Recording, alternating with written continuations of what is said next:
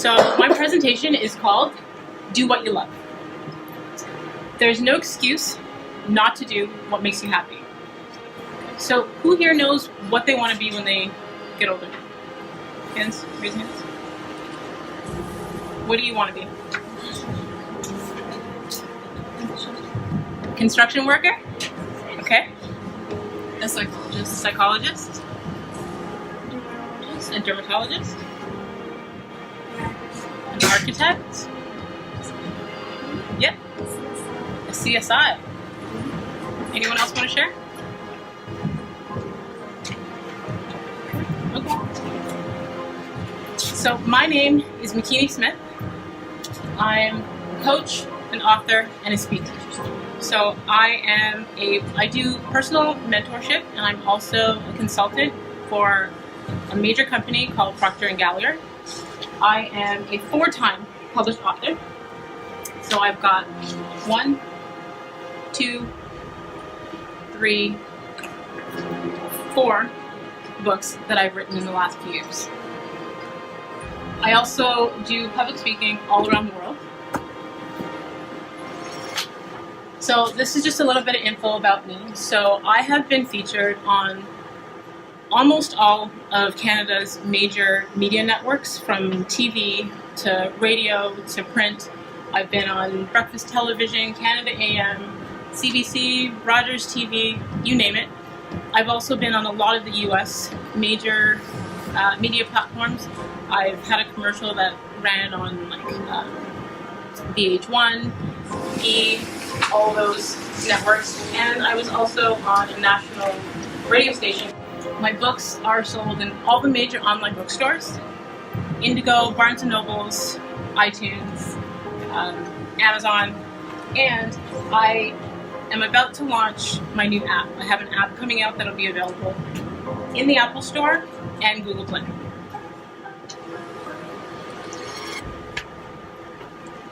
So my story started, I grew up in government housing to a single mom. She didn't have a lot of money, and I didn't have any, mentors or successful people to look up to. This man here, his name is Bob Proctor. He's my mentor. And he says the only limits in our life are those we impose on ourselves. So basically, the only limits that are against you are those that you believe for yourself. So if you tell yourself that you can't do something because you're a girl, that's your own limit. If you tell yourself you can't do something because you're a certain race or religion or culture, that's your own limitation. We have the potential to do whatever it is that we want to do. I grew up very shy. Standing in a room like this, probably I never would have thought possible, but I speak to thousands of people at a time all around the world. I don't allow what other people say to impose on what I'm going to do and what I want to do. This man is a multi-millionaire, and he teaches people to be the best they can possibly be. He is the #1 success coach alive today. He's actually, I believe, 83, 84 years old right now. Make your passion your paycheck. So basically that's what I do for a living. My mentor, Bob, says, figure out what it is that you're good at, master it, and do just that. He has discovered that he is great at showing other people how to be their best selves, and that's all he does. He pays people to do everything else. So what does it take to get where I am, including the educational requirements? #1, I would say that it takes passion. So if you know what it is that you want to do, you want to be an engineer, you want to be a contractor, you want to be a CSI, be passionate about it. Know that that's what you want to do and stick to it. That's your goal. That's what you want to do. That's what you should do. And in terms of educational requirements for myself personally, 2 things. 1, it required having a mentor, having someone that I look up to, whether it be a virtual mentor, whether it be someone that I know, having a mentor and looking at someone that is in a position that you want to be in, someone that you aspire to be like. So I chose Bob Proctor as my mentor because I wanted to show other people how to be their best selves. So at first, he was my virtual mentor.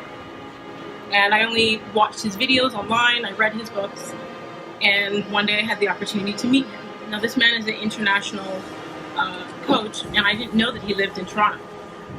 And once I met him, I was able to be mentored by him, and I stayed connected, and now I work for his company as a consultant. So finding someone that you aspire to be like, and someone that's in the position that you want to be for whatever profession it is, and whatever it is that you're passionate about, is what you should do to find a mentor. And in terms of education, although I graduated from college with honors, none of that took me to the industry that I'm in now. The education that it requires to do the things that I do now is actually personal development, which is I'm a student forever, and I spend money on extra classes, I spend money on workshops, on conferences. I'm constantly learning new things, constantly mastering my skills and my potential and the things that I'm passionate about, and I'm able to make a living off of that. What motivated or inspired me to achieve my goals?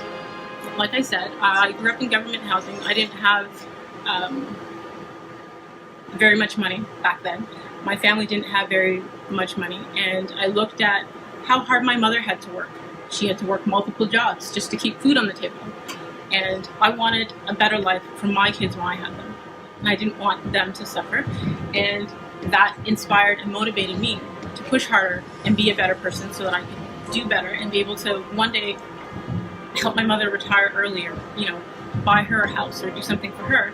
And right now my kids don't have to experience the things that I had to experience because I worked really hard to get to where I am. It was about 6 years ago, my older sister passed away. And when she died, I thought, how do I want to be remembered when I'm gone? And today, I spend a lot of time giving back and doing things for young people, helping them to be their best selves. And in my passion, in my regular career, I help people be their best selves so that we're all world changers. We're all contributing to this world in a positive way.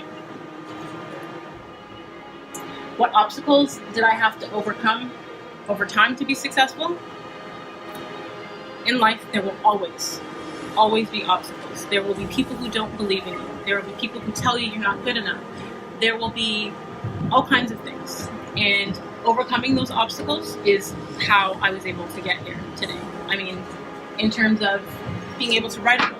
When I was telling people that I knew that I wanted to write my first book, they said, well, maybe you should, test it out first, let a couple of people, read it. And I thought, why?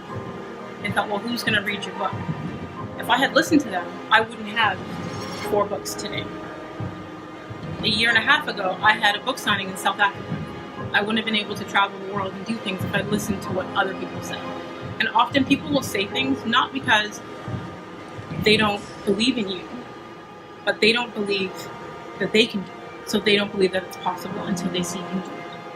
So if someone tells you you can't do something, for me personally, that's an opportunity for me to show them that I can. So don't allow anyone to tell you anything. And oftentimes the people who are the biggest naysayers and, negative Nancys are people that love you. And they're not telling you that because they don't care about you. They're telling you that because they think they know what's best for you. When I decided that I didn't want to work a 9 to 5, I didn't want to work for somebody else. I didn't want to build somebody else's dreams. I wanted to build mine and help others build theirs in that process. People thought or said to me, you're crazy. You're a mom, you have 3 kids. You should get a job and have secure income that comes in every 2 weeks. And I proved them wrong. It's been 8 years. I've been self-employed. I've been my own boss. Nobody tells me what to do. And everyone who said that to me, they didn't say it because they didn't want me to succeed, but they thought, wow, I care about you. I don't want you to take that risk. I don't want you to fail. But being successful comes with failure. Does anyone have any questions for me? Anyone have any questions about how to be self-employed? How to do what you love? Yeah? Say that again? Yeah? When I had obstacles, did I ever give in? To be honest with you, every obstacle that has come my way, I've looked at it as an opportunity to grow. So it's never a failure unless you actually quit, right? Obstacles come. Nothing is ever easy. You know, in terms of even publishing my first book, I went through 2 publishers before becoming self-published. It didn't work out with the first one. The first one didn't believe in my book. He said, yes, so what? You've had a rough life. Who cares? The second publisher, you know, there were some issues there. If I had given up, if I had quit, I wouldn't have been able to travel all over the world having book signings and speaking to people about my book. So the obstacles will always be there. In life, there are always obstacles. But just don't quit. Stick to the goal and don't quit. Yeah. I am definitely thinking of writing more books. When I wrote the first one, I thought that was going to be the only book I ever wrote. And I had a lot of success with it. I had a lot of positive feedback, a lot of great reviews on Amazon. People sending me emails and writing on my social media how much sharing my story had helped them through their life. And that inspired me to write the second book. And that process, I guess, once you learn to do something, you know, it's no longer as difficult as you thought it was going to be. And I ended up a year ago coming out with a gratitude journal. And I had no intention of this year releasing a 4th book, but someone mentioned an idea to me and said, hey, Valentine's Day is coming out. You know how to publish books. You should do a couples journal. And I just released my 4th book, like not even a week or 2 ago. Yeah. Pardon? What type of coach? Success coach, mindset coach. So basically teaching people how to push past their fears. There's an acronym for fear that says false evidence appearing real. And I actually have turned that around and I use face everything and rise. So fear is always going to be there, but you have to push past that. So in terms of coaching, I help people just push past their fears. I help people push past and to break glass ceilings and be successful and attain their goals.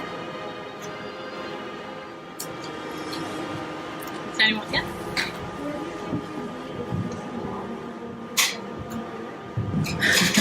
Where would I be if I listened to all the people who said I couldn't do it? I would probably be on welfare in an apartment, 9 to 5, struggling, miserable, depressed, and anxious somewhere.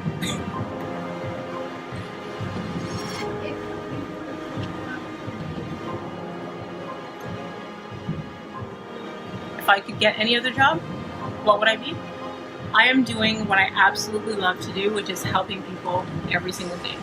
I think that it's powerful if you have something that you're passionate about and you make that what you do every day, because it's not a job to me. I wake up every day and I enjoy what I do every day. I'm not stressed out that, oh my God, I have to go do this today. It's actually exciting. So I'm doing what I love today.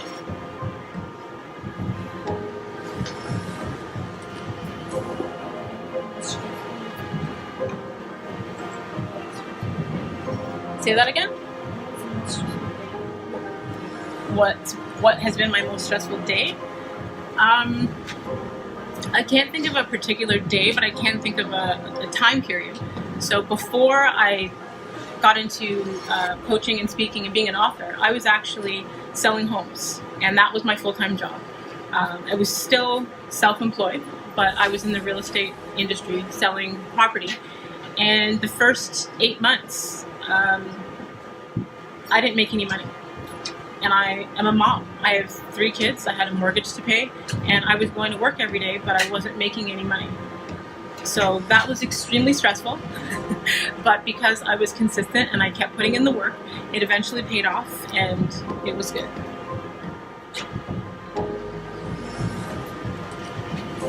Any other questions? No? All right then.